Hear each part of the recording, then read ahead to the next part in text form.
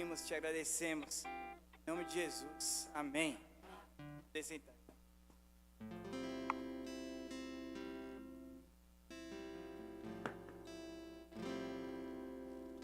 Muito bem. As manhãs, então, nós estamos propondo de sermos abençoados por um momento devocional, que sempre é bom para nós. E nesses próximos 2 domingos, nós seremos abençoados por 2 das nossas irmãs aqui da igreja, né? Então, talvez passe pela sua cabeça, mas a Igreja Batista, mulheres podem? Claro que podem. Nós não cremos apenas no ofício pastoral, não entra na nossa teologia, mas a liderança, o aconselhamento, a pregação, o ensino, tudo isso também é habilitado às mulheres, né? Mulheres são tão usadas por Deus quanto homens são também. Por isso, quero convidar a Laice já para vir aqui, e hoje ela vai trazer para a gente um devocional muito especial para o nosso coração. E, como sempre, ela deve estar pouco nervosa nesse momento, né? Vai respirando já, vai tal, falta de ar, muito bem. Vamos orar por ela nesse momento? Ó Deus, nós te agradecemos pela vida da Laice, por ela, em tantos momentos, Pai, em todo tempo, estar abençoando a nossa igreja, sempre trabalhando de maneira fiel, de maneira enérgica aqui na nossa igreja, porque a vontade dela é agradar ao Senhor, Pai. Nesse momento, nós também sabemos que ela orou, estudou, que ela pediu a orientação do Senhor. O Senhor vai falar com a gente através dela nesse momento, Pai. Por isso, nos ajuda, Pai, a manter a nossa concentração aqui. Da mesma forma, ajuda ela também, Senhor, do nervosismo, de qualquer coisa que possa atrapalhá-la nesse momento, para que ela esteja concentrada para nos abençoar nesse momento. Assim oramos em nome de Jesus. Amém. Misericórdia, irmão. Bom dia, queridos. Sobe uma pecadora aqui, e aí eu fico sempre com muito temor, por isso eu me tremo inteira. Eu falo, Senhor, tem misericórdia, Pai. Logo quem, né? Aí eu cito sempre Paulo, das pecadoras a pior. Mas é isso, nós somos veículos do Senhor. E eu orei, e uma das coisas que eu conversei com meu marido foi que o Senhor fale primeiro comigo. E o Senhor está me quebrando essa semana de um jeito, meus irmãos. Então, o que eu vou passar hoje para os irmãos é parte do que o Senhor está trabalhando no meu coração. É parte do que Ele está mudando dentro de mim. E que, em nome de Jesus, eu aguente não chorar, porque eu como eu sou chorona. Mas, vamos lá. Deixa eu testar isso aqui antes, só para ter certeza. Ai, que chique, amei. Tá bom. Eu coloquei esse título aí, Crente de Vidro. E a gente vai começar lendo o primeiro texto e depois eu falo um pouco do porquê esse título. Nossa reflexão vai estar lá em 2 Coríntios 12, se você quiser abrir aí comigo. 2 Coríntios 12, nós vamos focar nos versos 7 a 10. Mas eu gostaria que a gente lesse a partir do primeiro. Vai fazer muita diferença para nós. Mas nós vamos focar no 7 ao 10, tá bom? Já fiz bagunça. Certo. Todo mundo achou? Certo? Eu vou ler como está ali. Está pequenininho, então se você quiser ver da sua Bíblia, não tem problema, tá bom? Vamos lá. É necessário que eu continue a gloriar-me com isso. Ainda que eu não ganhe nada com isso, passarei as visões e revelações do Senhor. Conheço um homem em Cristo que há 14 anos foi arrebatado ao terceiro céu. Se foi no corpo ou fora do corpo, não sei. Deus o sabe. E sei que este homem, se no corpo ou fora do corpo, não sei, mas Deus o sabe, foi arrebatado ao paraíso e ouviu coisas indizíveis, coisas que ao homem não é permitido falar. Nesse homem eu me gloriarei, mas não em mim mesmo, a não ser em minhas fraquezas. Mesmo que eu preferisse gloriar-me, não seria insensato, porque estaria falando a verdade. Evito fazer isso para que ninguém pense a meu respeito mais do que em mim vê ou em mim ouve. Então eu estou aí na versão NVI, tá? Mas pode acompanhar pela sua. E aí, meus irmãos, a gente depois leu do 7 em diante, que é o que eu quero focar. Mas, como eu falei, eu estou tendo uma semana bem complicada. O pastor falou um pouco na quinta, a gente fez uma viagem de família nesse final de semana, e aí fazia muito tempo que a gente não fazia isso, fomos para a praia, levar o Luquinha para brincar, para aproveitar, para curtir esse calor. Aí a gente achou que estava tudo certo. Aí volta, começa a subir a Tamoios, o carro já era. Aí já começou aí. Voltei com meu cunhado, o Luiz ficou esperando o guincho, toda aquela novela. Nos programamos para chegar à tarde em casa, para a gente poder se organizar, porque segunda voltaríamos a trabalhar. Não deu certo, chegamos em casa tarde da noite, já cheguei naquele furdo só danado. Mas tudo bem, subiu, deu certo, o carro foi pro mecânico, passamos. Aí segunda-feira, aquele caos, porque o trabalho voltou, eu não tinha feito nada, não tinha comida pronta, as malas para desfazer, o Luca para lá e para cá, o marido precisando trabalhar, eu precisando trabalhar. Aquele cenário caótico. A gente vai se organizando, aí chegou a noite, sentamos para fazer o nosso devocional, e aí eu olhei para ele e falei, nossa, eu estou sentindo um negócio meio esquisito.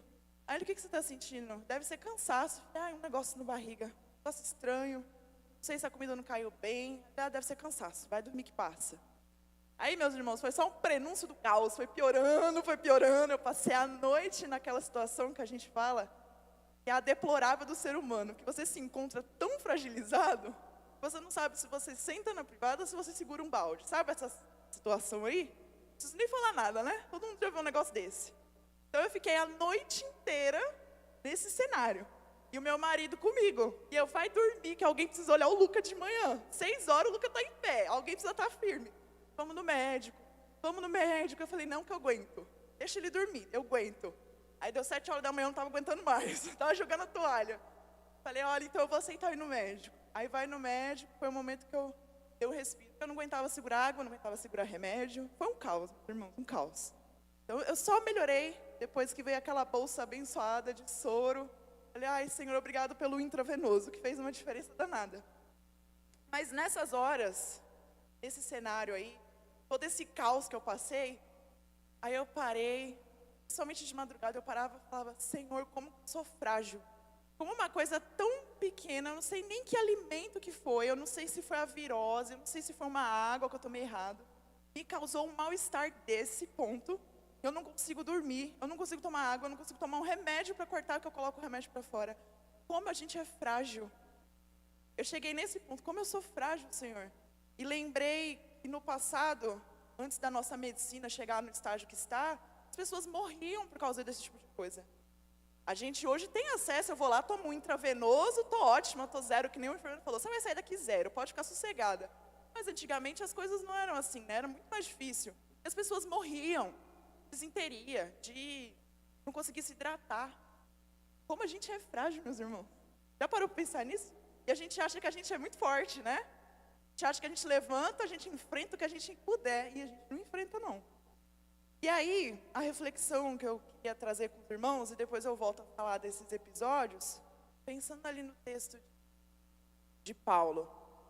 Porque que é importante a gente focar nessa primeira etapa. Paulo estava... contexto aí, quando a gente vai ler a carta de Coríntios, é uma orientação que o pastor já me deu e eu acho ela fantástica. Você vai ler uma carta, tem que ler ela do começo ao fim. Se você ler só um pedaço, você vai pegar aquele pedaço, é um pedaço de uma carta qualquer, você não sabe o contexto, não sabe de onde vem, para onde vai, por que ele está falando isso. Então, na hora que você estiver na sua casa fazendo seu devocional, lê 2 Coríntios inteira, 1 ao 13. Eu gastei menos de 1 hora para fazer isso. E entenda todo o contexto que Paulo está trazendo ali para a igreja de Corinto. Aí um resumo para os irmãos. Ali, aquele momento ali, capítulo 12, ele está começando a falar com a igreja, tentando argumentar contra os fariseus. O que estava acontecendo? Os fariseus, deixa eu pegar o termo certo para não falar besteira. Estou me tremendo aqui. Os falsos mestres. Os falsos mestres. Muito bem. Ele estava dialogando contra os discursos dos falsos mestres, estavam tentando convencer a comunidade, onde ele tinha plantado ali de Corinto, de que eles faziam coisas espirituais, sinais milagrosos. E aí Paulo vem e fala, bom, já que vocês estão argumentando aí, estão tentando convencer a comunidade que eu plantei, tentando desvirtuar alguns caminhos, também tenho experiências para compartilhar. E aí ele vai, envia essa carta à igreja, e esse trecho é falando dessa experiência. E o que é muito legal nesse trecho e dessa experiência que Paulo viveu? Paulo é Paulo, né, meus irmãos? A gente conhece a vida de Paulo e sabe a história desse apóstolo. Teve muitas coisas, viveu muitas coisas, ele experimentou muitas coisas a partir de Deus, mas nesse pedaço aí importante e muito especial, eu diria, ele teve a experiência de se encontrar com o Senhor. Foi levado ao terceiro céu, foi arrebatado. E isso é uma coisa que aí ele fala, não sei se em corpo físico ou fora do corpo. Não deixa isso claro e não convém também, pelo que ele está descrevendo ali. Mas pensa, só Elias e Enoque foi levado, arrebatado. E Paulo teve uma experiência como essa e voltou à terra. É uma experiência gloriosa, fantástica, inesquecível, eu imagino. Mas Paulo não estava interessado em compartilhar isso. E ele não falou isso nenhuma vez, ele vem falar isso agora, com o objetivo de, pessoal aí está falando dos sinais milagrosos, mas eu tive também uma experiência. E essa experiência foi muito impactante.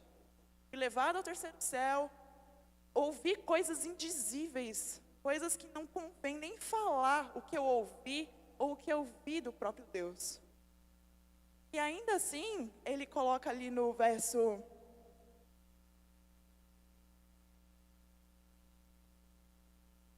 6, mesmo que eu preferisse gloriar-me, não seria insensato, porque eu estaria falando a verdade.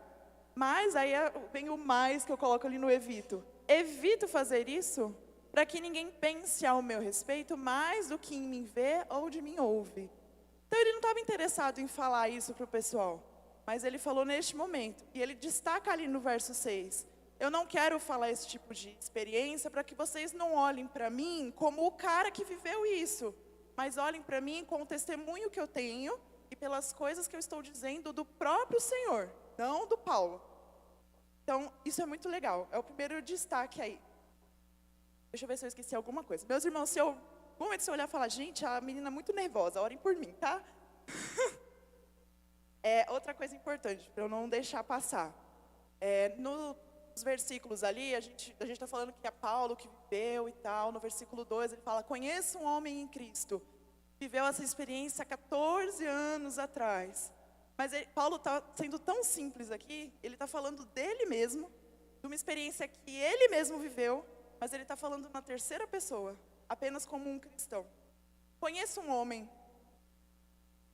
Um cristão foi lá e viu. E eu não quero que vocês olhem para isso como Paulo grandioso, que foi arrebatado e viveu, e foi fantástico. Olhem para isso e falem, muito bem, Paulo também teve uma experiência como essa. Vamos ver o que ele tem a dizer a nós aí, porque o pessoal está querendo seduzir a nossa igreja com outras coisas que não convêm e não são do Senhor. E uma coisa para destacar também, ele coloca isso há 14 anos atrás, uma curiosidade. Isso foi antes das primeiras viagens missionárias dele. Então foi antes dele começar o ministério de fato, né? De começar a plantar as igrejas, de começar a viajar. 14 anos atrás ele viveu essa experiência, e aí passou 14 anos, ele foi escrevendo, ele foi vivendo, ele foi viajando, foi plantando igrejas, e ele não compartilhou isso nenhuma vez. Ele compartilha isso agora com a igreja de Corinto, lá na frente da carta, quase no final da carta. Muito bem, aí a primeira lição que a gente tira, que a gente vai tirar agora, que a gente vai entrar no texto que eu quero refletir com os irmãos, é que o que as experiências revelaram, o que essas experiências de Paulo revelaram. Então vamos ler agora em diante, tá? Do 7 ao 10. Acompanha comigo aí. Vou ler aqui da minha Bíblia para eu não ficar coelando ali meu zóio. 7 ao 10. Para impedir que eu me exaltasse por causa da grandeza dessas revelações, foi-me dado um espinho na carne, um mensageiro de Satanás, para me atormentar. 3 vezes roguei ao Senhor que o tirasse de mim, mas ele me disse, minha graça é suficiente para você, pois o meu poder se aperfeiçoa na fraqueza. Portanto, eu me gloriarei ainda mais alegremente em minhas fraquezas, para que o poder de Cristo repouse em mim. Por isso, por amor de Cristo, regozijo-me nas fraquezas, nos insultos, nas necessidades, nas perseguições, nas angústias, pois quando sou fraco, é que sou forte. Texto que a gente conhece de cor, e às vezes a gente cita nas nossas situações, né? E aí, coisas para a gente começar a entender. que as experiências ali revelaram? Não, vou deixar nessa aqui. Coisas que as experiências de Paulo revelaram. A primeira delas está ali no destaque do verso 7. Para me impedir que eu me exaltasse por causa da grandeza dessas revelações. Então, como eu falei, experiência grandiosa. Aí agora você se põe no lugar de Paulo. Imagine o Senhor tirar você hoje do lugar onde você está, levar você até o encontro do Criador, na grandiosidade dele, na imortalidade dele, toda a majestade de Deus no paraíso, encontro e poder conversar sobre as coisas do futuro, sobre o eterno, sobre a eternidade em si, o que vai acontecer, poder conversar com o Senhor sobre o que você está sentindo, como está a sua jornada aqui na terra. Depois disso, o Senhor te manda de volta.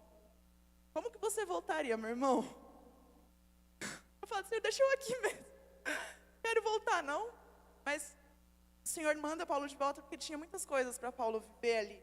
E uma coisa que eu penso, Deus pode ter puxado Paulo ali antes das viagens que ele fez, antes da jornada dele começar de fato, para encorajá-lo, para sustentá-lo na jornada, para dizer, vai lá, eu preciso de você. Você é uma peça fundamental, importante, e eu estarei com você, assim como Ele promete para nós. Então, foi uma coisa grandiosa, meus irmãos. Não é qualquer um que vive uma coisa dessa. E quando a gente reflete nisso, vê todas essas coisas maravilhosas, a gente poderia pensar, poxa, Paulo é um cara diferenciado. E é exatamente por isso que ele coloca esse versículo. Para impedir que eu me exaltasse por causa disso. Para me impedir que eu me exaltasse. Deus está preparando Paulo no caminho, e aí uma coisa que eu queria destacar aí sobre o Paulo, né, a jornada do Paulo. Quando Paulo foi alcançado por Cristo lá no caminho de Damasco, Deus o fez cego, e aí ele vai e manda um cristão chamado Ananias, e fala, vai lá, ora pelo Saulo de Tarso. Mais tarde se chamaria Paulo. Vai lá orar pelo Saulo de Tarso, por favor. E aí Ananias já na hora fala, mas Senhor, mas não é esse aí que prende os cristãos, Senhor? Você está mandando eu ir lá orar pelo cara? Tem certeza, Senhor? Aí abre comigo lá em Atos. Atos 9, a gente vai ler o verso 15 e 16.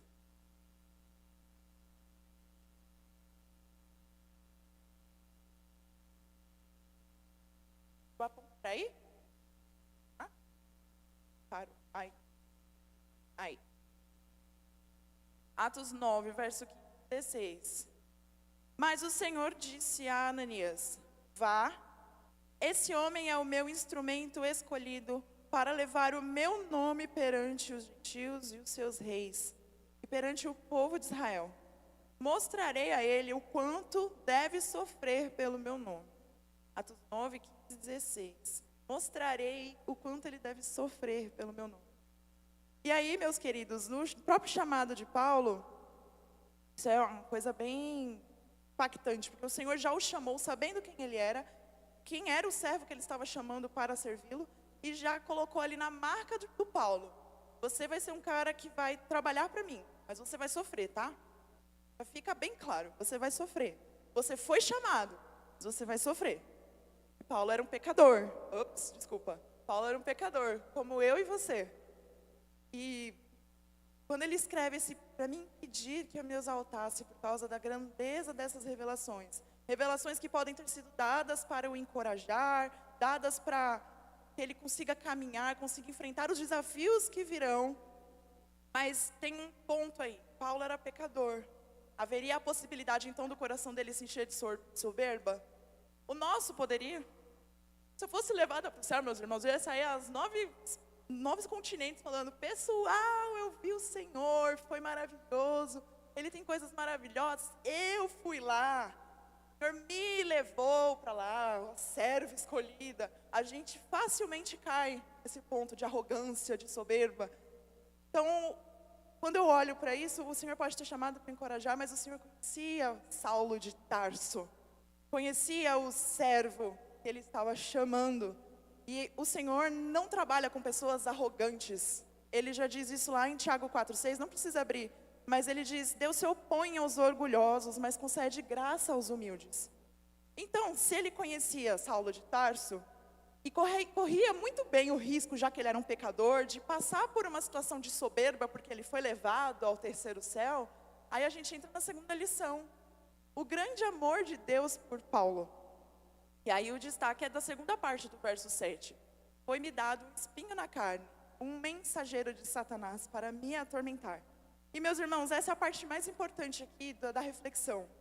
Não é o fato de ele ter sido levado ao terceiro céu e o arrebatamento. Mas o que a gente vai destacar do texto, que é importante para nós, é que Saulo era um homem que o Senhor conhecia, era um homem que o Senhor chamou sabendo que ele era soberbo, arrogante. Saulo era um fariseu, como vocês bem sabem, conhecedor das leis, um homem extremamente inteligente, extremamente capaz, e estava perseguindo os cristãos. Estava numa época em que ele não queria nem saber quem era Jesus, ele estava a ponto de fazer o que precisava ser feito, pediu autorização para poder fazer o que precisava ser feito. E assim foi seguindo a sua jornada. E o Senhor chama este homem, este cidadão, sabendo do coração de Saulo. Coloca as situações lá, o torna cego, fala para Ananias e orar, já colocou ali a marca do seu ministério. Você vai sofrer, viu, Paulo? Saulo, você vai sofrer, viu, Saulo? E aí, depois que tem toda a jornada de Paulo para se transformar em Paulo, o Senhor deixa aí uma coisa para lembrar Paulo de quem ele era. Um espinho na carne. Esse espinho na carne é importante para manter Paulo humilde, para manter Paulo um homem a ser usado pelo Senhor. E aí, como eu falei antes aqui, que está destacado lá em Tiago 4,6, Deus não conseguiria trabalhar com um homem arrogante.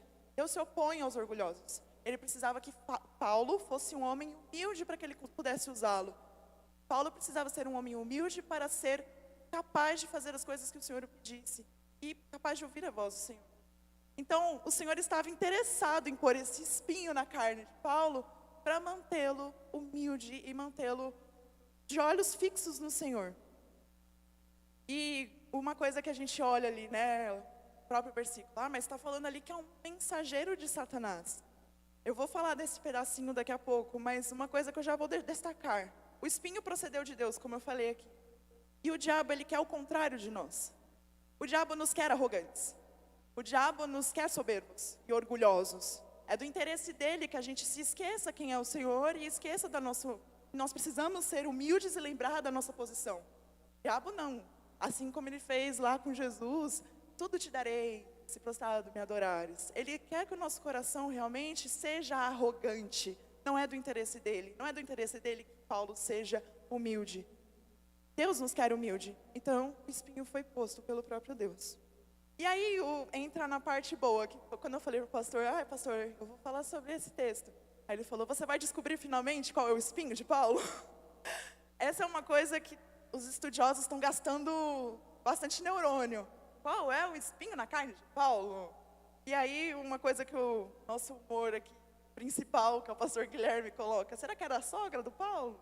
Será que foram os diáconos do Paulo, o espinho na carne?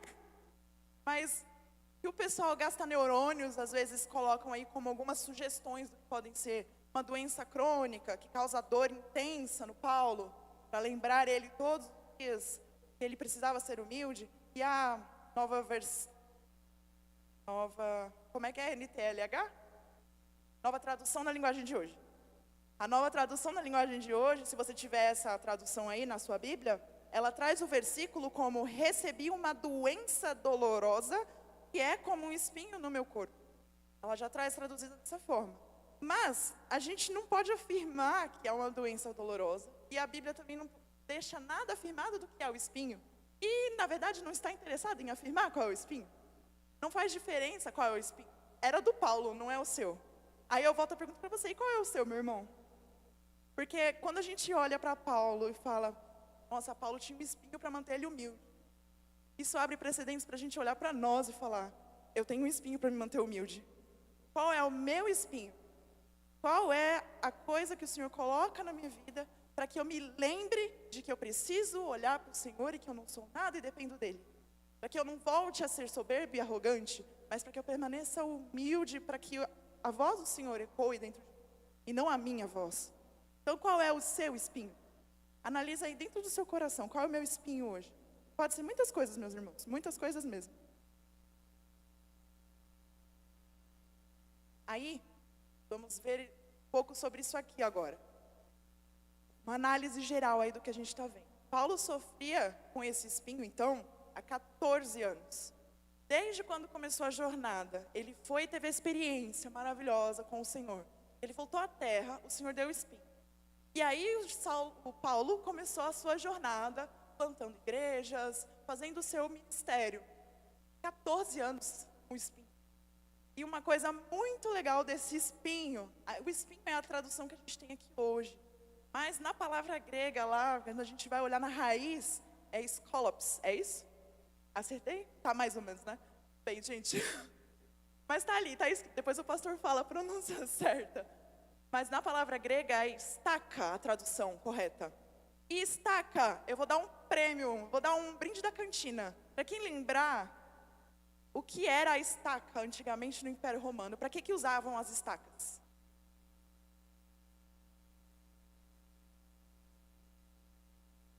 Meu Deus, fazer cerca para o gado passar. Maravilhoso, socorro. Que mais? Ainda não foi? Não, ainda não é isso. Para que usavam a estaca? Teve na EBD aqui, meus irmãos. O pastor falou algumas vezes, inclusive. Ninguém lembra? Eu vou falar a palavra, vocês vão lembrar. A estaca era usada para o empalamento. O Império Romano era especialista em mortes em cruz e empalamento. Então ele pegava a estaca de madeira e atravessava a pessoa com aquele negócio para a pessoa morrer. Então isso era uma punição de morte. Além da cruz, eram duas punições extremamente dolorosas. E eles eram especialistas. Pensa numa coisa dessa. Especialistas em estacas e crucificações. Que coisa terrível, né, meus irmãos? E aí quando a gente olha e fala, nossa, então Paulo não tinha um espinho. Se a gente parar para pensar, quando você fura no espinho de uma flor, de uma plantinha, você consegue conviver com o espinho, né? Não é tão ruim assim. Uma espetadinha de agulha. Você consegue tirar lá com a sua pinça depois o espinho. Mas, meus irmãos, uma estaca atravessada no meio de você consegue conviver com um negócio desse? Então, é para os irmãos terem noção do que é o espinho na carne do Paulo. Seria melhor a gente dizer, então, a estaca na carne do Paulo. Para mantê-lo humilde. Qual é a sua estaca para te manter humilde? O que te atravessa para te manter humilde? Para lembrar você que você é um pecador miserável. Porque é isso que fica no meu coração. Tem muitas coisas que têm me atravessado essa semana. Muitas coisas. Para eu olhar para o Senhor e falar, realmente, Senhor, eu não sou nada. Eu não sou nada e eu preciso me lembrar. Que bom que o Senhor me deu as estacas. Para que eu me lembrasse, preciso do Senhor.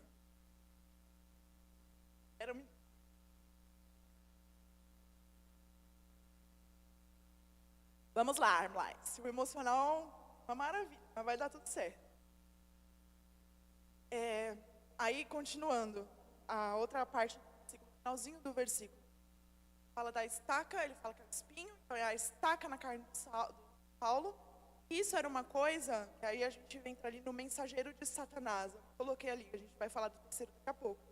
Mas era causado por uma ação satânica. Esse mensageiro de Satanás é uma coisa que a gente pode olhar para a Bíblia e entender algumas coisas. O diabo ele é capaz de infligir alguns sofrimentos em nós, algumas dores. E a gente pode olhar para o próprio Jesus, como eu citei. Jesus foi tentado. Quando estava fazendo jejum, quando ele estava lá, colocando o seu coração para ouvir a voz do Pai. E o Satanás vai lá, onde está Jesus, audacioso, vai tentar o mestre. Tudo te darei se prostrado me adorares. Por que você não se joga e manda seus anjos te pegar? Por que você não transforma a pedra no pão para você comer e matar a sua fome? Então o diabo ele é ardiloso e ele está ao nosso derredor, como diz a palavra, e ele pode causar sim algumas dores em nós. E aí o mensageiro coloca aí no próprio verso, é porque além, ele está com isso, o Senhor colocou isso nele, mas Satanás está usando disso também para ficar lá, apunhalando a orelha do Paulo. E isso, meus irmãos, a fúria do diabo, a fúria do nosso inimigo, ela também é usada pelo Senhor, porque um destaque que eu fiz nos estudos que eu estava fazendo para fazer esse devocional, o pastor Augusto Nicodemos, ele destacou, eu achei isso muito legal, a frase, o diabo é um pitbull raivoso numa coleira. Então para pensar, se a gente crê, Deus ele é soberano, dono de todas as coisas, criador do universo, e detém em suas mãos o poder de tudo, a gente tem que crer também que o poder sobre Satanás está nas mãos do Senhor, amém? É dele a coleira, ele está segurando a coleira, não sai das mãos do Senhor. As coisas que acontecem estão ali seguradas pelo Criador, as permissões vêm do Senhor. Então Satanás não está aí, faz o que quiser, não é assim que funciona. Ele é o dono do inferno, isso é muito forte. O pastor sempre fala isso e eu acho isso muito forte. Mas ele é o dono do inferno, é o dono do céu, é o dono da terra, ele é o dono de todas as coisas. Então ele está com Satanás ali na coleira. E nenhuma criatura no universo foge disso. E isso inclui o Satanás. E aí, quando a gente olha então para o contexto, tudo o que acontece acaba colaborando para que o Senhor quer que aconteça. Então, até o que o diabo faz está dentro dos planos do Senhor. E aí a gente pode olhar ali na morte de Cristo, que significa o esmagamento da cabeça da serpente. O diabo estava ciente disso. A morte de Jesus na cruz era o esmagamento da cabeça da serpente. Ou seja, é o seu fim. Mas tudo que o diabo fez, ele fez e cumpriu todo o roteiro até o fim. Então ele é burro. Chegamos a essa conclusão. Ele é astuto, ele está lá, mas ele não foge do que o Senhor quer. Foge da vontade do Senhor. Ele não é capaz de fazer nada além do que o Senhor quer que aconteça. É a vontade do Senhor, vai ser assim, ele querendo e pronto. E isso também é um descanso para o nosso coração. Para que a gente não tenha medo de Satanás. Vai tentar, vai mexer, mas não tenha medo. Assim como Paulo ali tinha um mensageiro buzinando no ouvido, não tenha medo e lembre-se, o Senhor é dono de todas as coisas, está na coleira, segurando na coleira. Certo? E aí, a gente vai ali para o terceiro. Era humilhante e constante. Então, essa dor e essa estaca na carne do Paulo. Era uma coisa de todos os dias, meus irmãos. E aí, esse outro verbo grego, que o pastor já fez assim para mim, eu já estou até com medo de falar ali. Colipso, é assim? Não é, né? Tá tudo certo, gente. Depois o pastor fala. Mas esse verbo, ele está no presente no estudo que eu fiz. E esse verbo, a tradução dele é esbofetear. Então, quando fala ali, verso 7, deixa eu ver como está ali. Para me atormentar, está na minha versão, no final do verso 7. Então, foi-me dado um espinho na carne, um mensageiro de Satanás, para me atormentar. E aí, essa tradução do esbofetear é algo de todos os dias. Todos os dias está Paulo apanhando. Todo dia doendo. Todo dia está sendo lembrado, você é um pecador miserável, viu? Não esquece não, volta seu coração. Sem mim você não pode fazer nada, volta seu coração. Está no presente, é diário, é constante. É para ele não esquecer mesmo. Continuo voltando a pergunta para você. Meu irmão, qual é o seu espinho? Qual é a sua estaca? Usar a estaca. Qual é a sua estaca? Aí uma curiosidade que eu destaquei aqui que eu achei legal.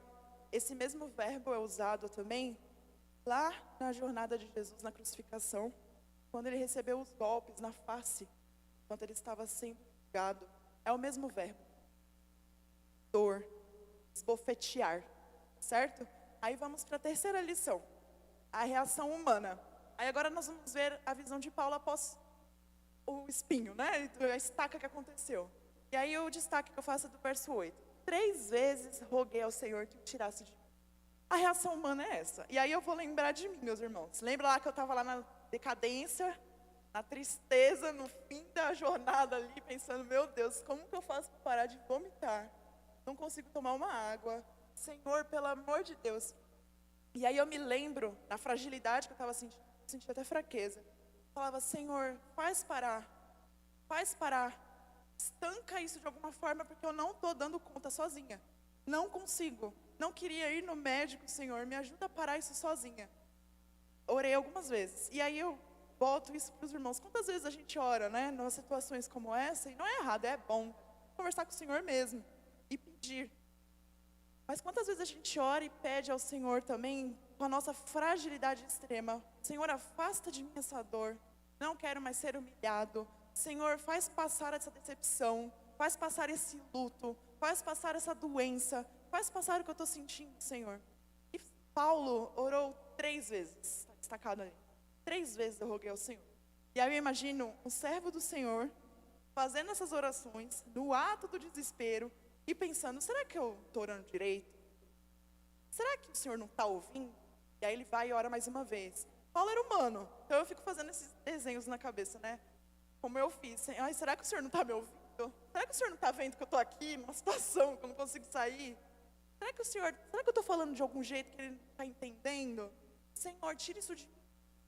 3 vezes ele fez a mesma oração. E o Senhor não falou nada. São 3 orações não respondidas. Silêncio. E ele lá orando. Eu imagino muito a cena. Ele pedindo silêncio e ele pensando: Deus, tudo bom? O Senhor está me ouvindo? Senhor, tem alguém aí?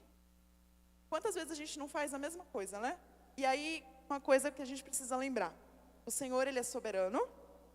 E Ele faz as coisas do jeito dEle. Na hora dEle. E que bom. É muito melhor. É muito melhor para nós. Porque a gente pede para tirar a dor, pede para sair aquela decepção e aquela angústia, mas melhor ainda é o Senhor vir e te dar graça para você enfrentar o sofrimento e sair daquela situação mais forte. Que bom que o Senhor não responde às nossas orações erradas, mas responde do jeito dele e na hora dele. E aí, no verso lá que eu queria sacar, o verso 9, é quando o Senhor responde a Paulo. Depois das 3 orações que ele fez, o Senhor vem e responde. E aí ele diz lá, olha lá comigo, verso 9. Mas ele me disse: minha graça é suficiente para você, Paulo, pois o meu poder se aperfeiçoa na fraqueza. E aí, ali tem um complemento do Paulo, né? Portanto, eu me gloriarei ainda mais alegremente em minhas fraquezas, para que o poder de Cristo repouse em mim. E aí, um outro destaque que eu quero fazer é do pastor Augusto Nicodemos. A resposta de Deus de que Paulo precisava não era que o espinho saísse, mas que a graça do Senhor entrasse. Eu achei isso fantástico. E é o que o Senhor está trabalhando no meu coração. Eu estou passando por situações e eu peço para o Senhor, por favor, Senhor, tire isso de mim. E o Senhor está insistindo, falando: não é isso, não vou tirar. Vai segurar a onda, vai respirar fundo sim. E enquanto o seu coração estiver humilde, a minha graça te basta. É isso que o Senhor está rasgando no meu coração essa semana. A minha graça te basta. Respira fundo. Você, eu não te abandonei, mas eu não vou tirar. Isso dói na gente, né? É ruim porque a gente é mimado, a gente bate o pé. Mas eu não quero. Mas vai ter e acabou. Pai amoroso que cuida e educa é assim. E que bom, porque isso nos torna mais fortes, nos faz crescer. E essa graça maravilhosa que tem o poder de nos permanecer e fazer a gente ser paciente, de fazer a gente ser perseverante, de fazer a gente ser submisso, coisa que a gente não é, e fazer a gente ser grato, que eu acho que é uma das coisas mais difíceis, ser grato no sofrimento.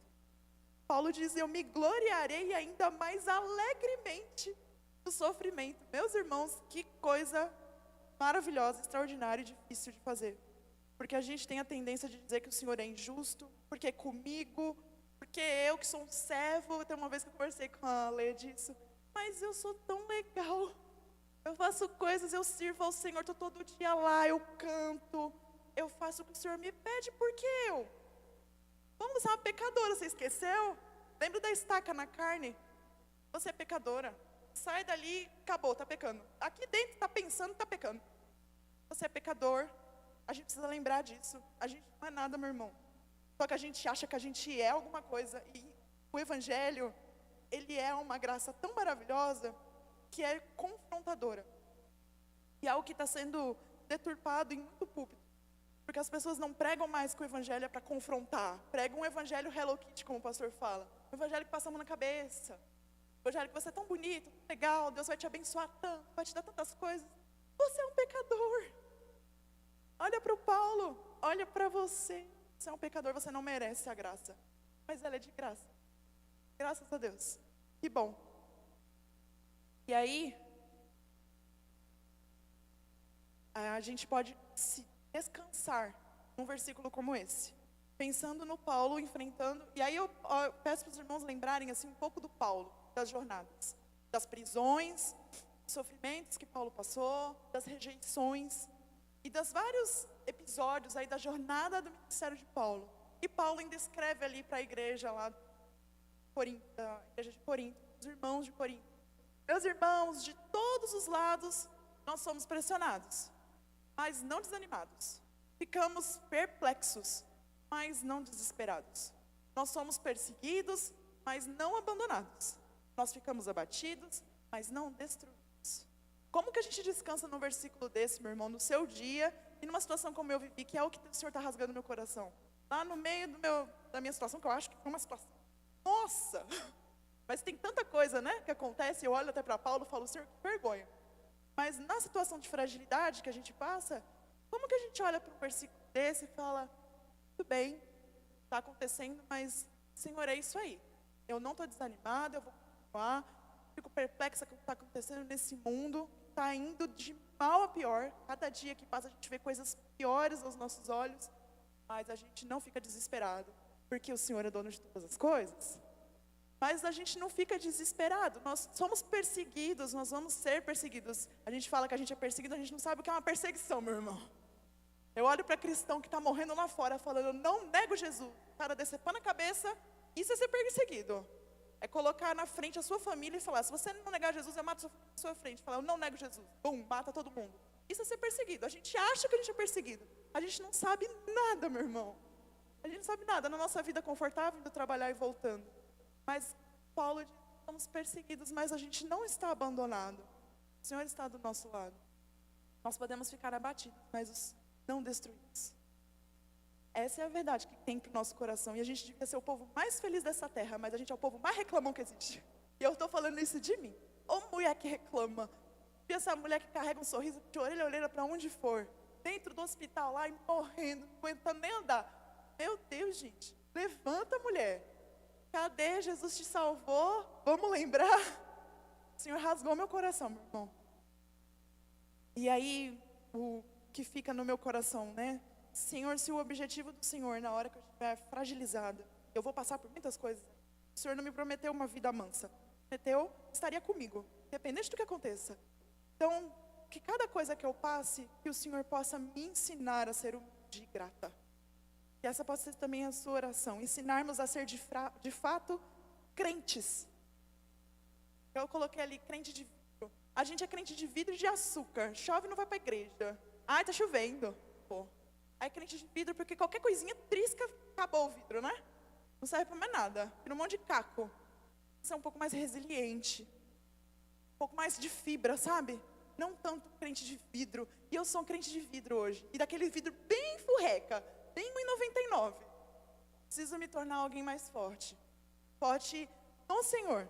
E aí vem a verdade maravilhosa do Senhor aqui para nós. Ele destaca no versículo. Paulo entendeu ali a razão de todo o seu sofrimento. Para que o poder de Cristo repouse em todo o seu sofrimento, a lembrança da estaca lá, todo desbofeteando Paulo. Todas as coisas que ele passaria é para que ele se lembre, caminhar alegremente, se gloriar nas fraquezas e nas dores, para que o poder de Cristo repouse em mim. E esse é um poder que também está muito deturpado aí nos púlpitos, né? O poder de dar coisas, o poder de levantar coisas. O Senhor é poderoso? É. O Senhor faz milagres? Faz. Mas o que as pessoas fazem aí é um circo de palhaços. Elas estão deturpando a palavra, elas estão fazendo coisas ensaiadas, teatro, não coisas que a gente realmente enxerga o Espírito Santo.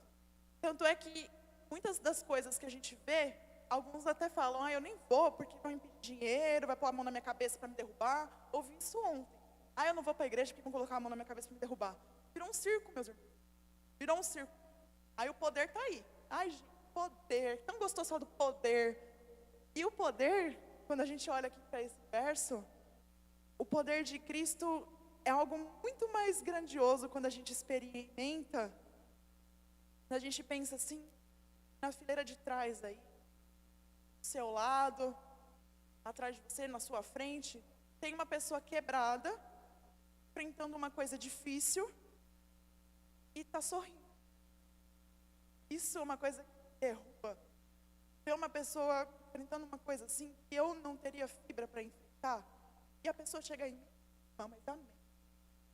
Tudo certo. Deus é comigo. Eu estou feliz. se eu for embora hoje, eu estarei com o Senhor. Não tem coisa melhor que isso. Gente, isso é uma coisa. Por isso que eu falo, eu sou uma cristã. Qualquer coisa me derruba. E aí eu espero o Senhor. E a pessoa, às vezes, está aí, o poder de Cristo está do nosso lado. E o poder de Cristo se manifesta em nós, quando a gente consegue fazer as orações da forma certa, e o Senhor nos responder, sim, eu estou com você, te conheço, estou aqui, continua, sorria. E não tem coisa mais linda do que a gente ver o poder de Cristo na vida de alguém. Pode falar do Senhor livremente de quem ela é, independente das suas mazelas, independente do seu coração, de como está, das dores que está sentindo, das perdas, dos lutos e coisas que vai enfrentar nesse mundo.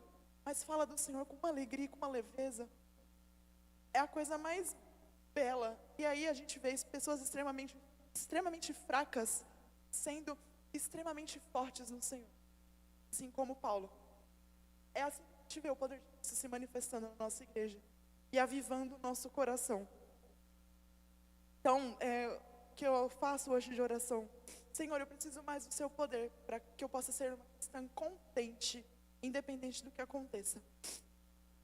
E aí, a gente vai para a nossa conclusão ali do verso 10.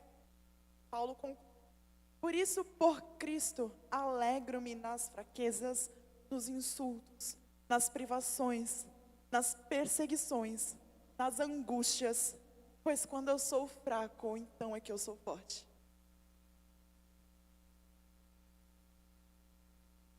E aí, meus irmãos, a gente olha para isso e fala, nossa, que coisa maravilhosa, né? A partir de hoje, você é assim, alegrar em tudo que acontecer.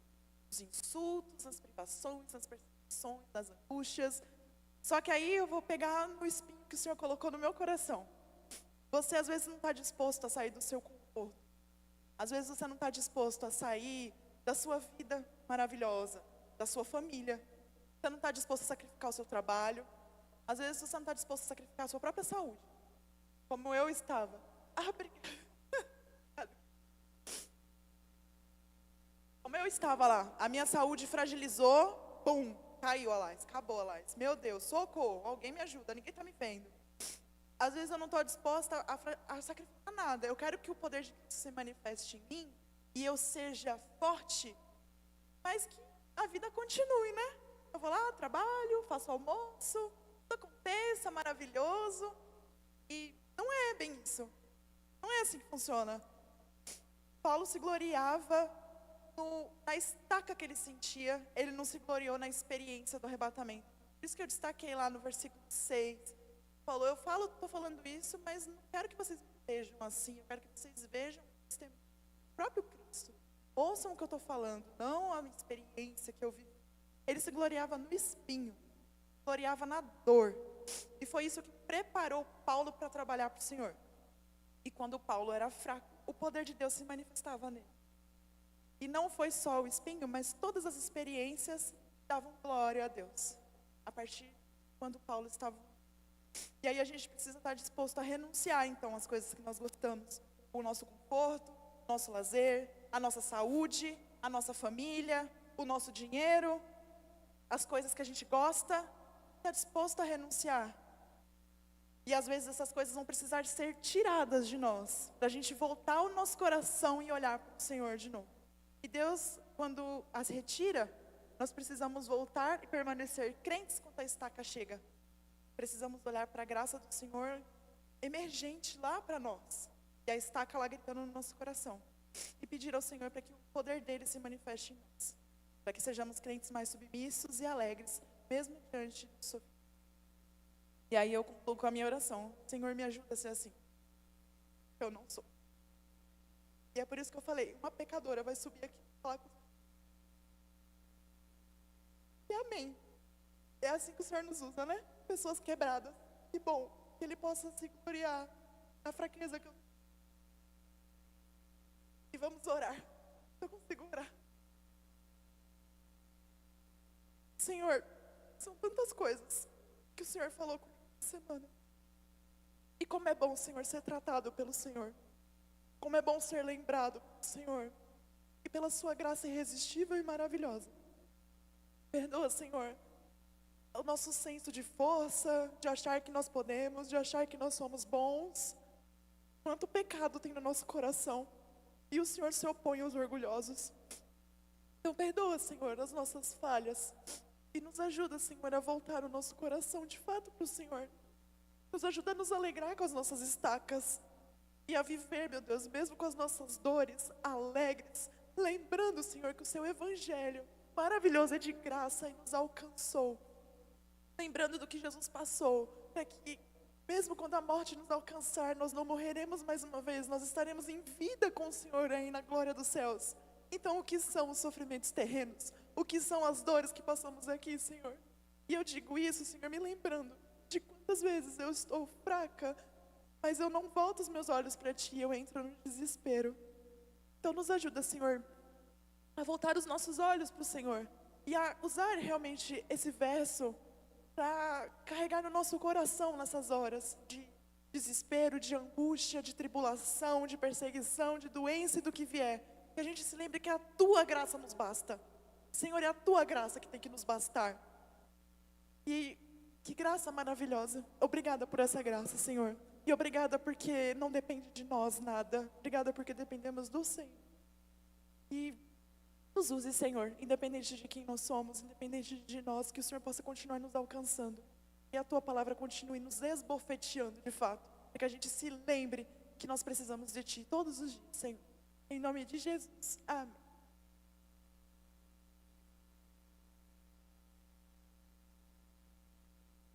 Muito bem. Obrigado, Lais. Deus te abençoe. Ela falando agora no final, eu lembrei de um amigo meu que tinha EBD antes. A EBD era às 9, o culto era às 10h30. Ele deu uma aula sobre pecado. Muita gente veio para o culto depois, não pegou a aula e já chegou no culto dizendo: bom dia, bando de pecador desgraçado, né? A maioria se assustou, falou: que é isso, como é que pode, né? Mas só quem é sabe que é mesmo, né? E somos assim, e graças a Deus pela graça restauradora dele. Eu convido você a ficar de pé, então, por favor. Nos vemos à noite juntos na nossa celebração. E uma vez que você está de pé, dá um abraço em quem está perto de você. Deseje um bom dia e nos vemos mais à noite. Deus abençoe vocês.